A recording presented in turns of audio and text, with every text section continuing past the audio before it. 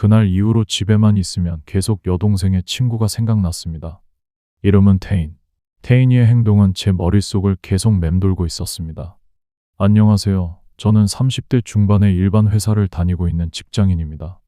저에게는 여동생이 있습니다. 여동생과는 6살 차이인데 여동생은 아직 20대라 그런지 친구들과 자주 어울립니다.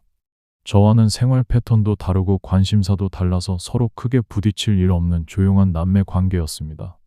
더군다나 저는 자취를 하고 있었고 여동생은 부모님 댁에서 지내고 있었죠. 그날도 평소처럼 여유로운 주말을 보내고 있었는데 여동생이 잠시 들르겠다며 연락을 했습니다. 저는 대수롭지 않게 생각했고 간단하게 청소만 하고 기다리고 있었습니다. 그리고 문이 열렸을 때 여동생 뒤로 낯선 여자가 함께 들어왔습니다. 여동생 친구 태인이라고 했고 저에게 반갑다는 듯 가볍게 인사했습니다. 저는 그냥 형식적으로 맞아주고 간단한 음료 한 잔만 내줬습니다. 처음엔 크게 관심이 가지 않았습니다. 여동생 친구들은 대부분 비슷한 느낌이라 그날도 별다를 게 없다고 생각했습니다. 하지만 제 여동생과 대화를 나누는 걸 보다 보니 다른 친구들과는 다른 느낌이었습니다. 태인이는 목소리도 가늘고 말투도 조심스러웠습니다. 중요한 건 자세히 보니 외적인 모습도 너무 귀여웠습니다. 그리고 제가 보고 있는 걸 눈치챘는지 태인이도 계속 저를 의식하고 있었습니다. 그러다 제가 합류해서 같이 이야기를 하기 시작했고 시간이 지나면서 분위기가 조금씩 달라졌습니다.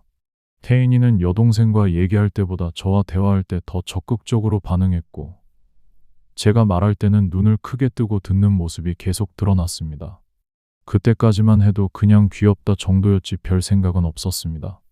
그런데 집에 앉아 얘기를 나누는 중 제가 자리에서 일어나 물을 가지러 간 순간 옆에 있는 태인이의 시선이 이상하게 느껴졌습니다.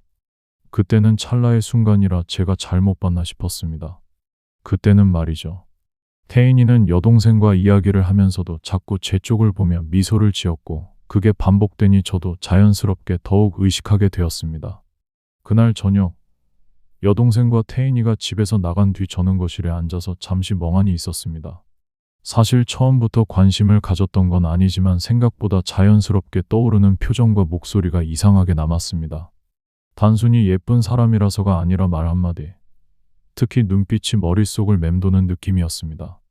그렇게 혼자만의 시간을 가진 뒤 그날 이후 저는 머릿속이 조금 복잡해졌습니다.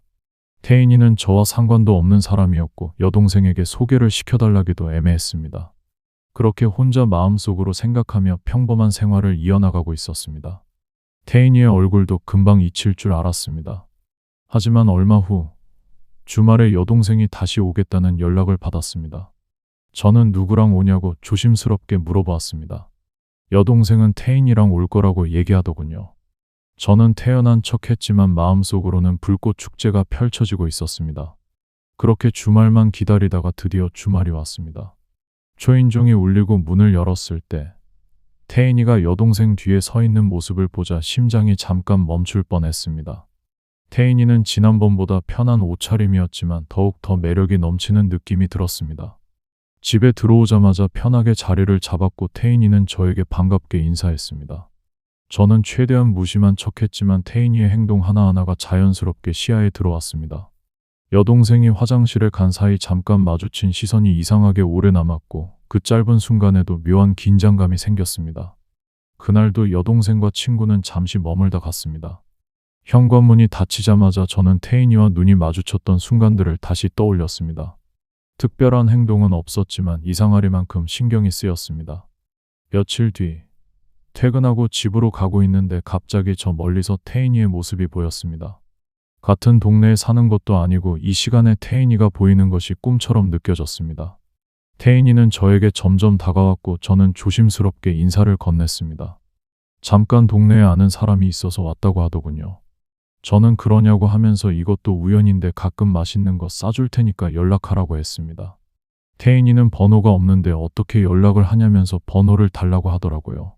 저는 행운아라고 생각했습니다. 그리고 집에 들어오자마자 거울 앞에서 신나게 웃었습니다.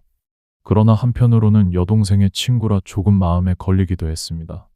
몇 일이 지나고 저는 용기를 내서 태인이에게 문자를 보냈습니다. 주말에 맛있는 거 사주고 싶은데 시간이 되냐고 말이죠. 그런데 태인이는 또 제 여동생을 만나기로 했다고 했습니다. 그렇게 결국은 불청객인 여동생과 같이 만나게 되었습니다. 만나기로 한 날에 저는 조금 설레는 마음으로 약속 장소로 향했습니다. 여동생이랑 같이 보는 자리라 자연스럽게 행동하려 했지만 마음 한편에서는 태인이가 저를 어떻게 대할지 계속 신경이 쓰였습니다. 삼겹살집에 도착하자 여동생과 태인이는 먼저 와 있었습니다. 자리에는 이미 소주 한 병이 올려져 있었고 태인이는 밝은 표정으로 저를 보며 손을 흔들었습니다. 식사가 시작되자 분위기는 생각보다 금방 편해졌습니다. 고기를 굽고 소주잔을 채우며 이런저런 이야기를 나누고 있는데 태인이의 얼굴이 갑자기 빨갛게 달아올랐습니다. 저는 무슨 일이 있는 줄 알았는데 알고 보니 태인이는 술을 거의 못하는 사람이었습니다. 조금만 마셔도 얼굴이 금방 붉어졌고 말투도 조금씩 흐트러지는 게 보였습니다. 그런데 문제는 여동생도 술을 잘 못한다는 것이었습니다. 결국 둘 다 술이 돌기 시작했고 제가 챙기지 않을 수 없는 상황이 되어버렸습니다. 저는 물을 가져다 주고 고기를 구우며 두 사람의 상태를 계속 살펴야 했습니다. 식사가 끝날 무렵에는 둘 다 걸음이 흔들릴 정도로 취기가 올라 있었습니다. 결국 저는 두 사람을 데리고 택시에 태워 집으로 향했습니다. 집에 도착하자마자 여동생은 제 방 침대 위에 쓰러져 잠들어 버렸습니다. 태인이는 거실 바닥에 엎드린 채 숨을 고르고 있었고 저는 태인이를 일으켜 세워 소파에 눕혔습니다. 그 순간 태인이의 얼굴이 제 눈앞에 가까이 보였고 저는 잠시 그대로 굳어버렸습니다. 맥박이 터질 듯 뛰었고 설명하기 어려운 감정이 온몸을 파고들었습니다. 하지만 저는 고개를 돌리고 숨을 고르며 스스로를 강하게 붙잡았습니다. 집에 여동생이 있고 태인이는 여동생의 친구다라고 속으로 몇천 번 생각했습니다. 그렇게 마음을 다스린 후 거실 조명을 끄고 둘이 편히 잘 수 있도록 자리를 정리해 주었습니다. 다음 날 저희 셋은 거의 동시에 잠에서 깼습니다.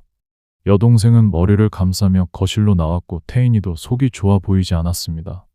저는 라면 3개를 끓여 식탁에 올렸습니다.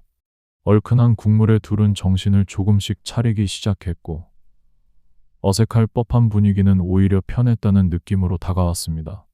식사를 마치며 자연스럽게 이야기를 나누는 동안 저는 태인이의 눈빛에서 뭔가 미묘한 감정을 느꼈습니다. 정확히 설명할 수 없었지만 저를 바라보는 시선이 지난번과는 확실히 달랐습니다. 그날 이후 저는 태인이와 개인적으로 연락을 하기 시작했습니다. 대화는 생각보다 자연스럽게 이어졌고 서로 가까워지는 속도도 예상보다 빨랐습니다. 그리고 다음 주말에서야 드디어 둘만 만나기로 했습니다. 영화를 보고 커피를 마시고 저녁에는 가볍게 술까지 마셨습니다.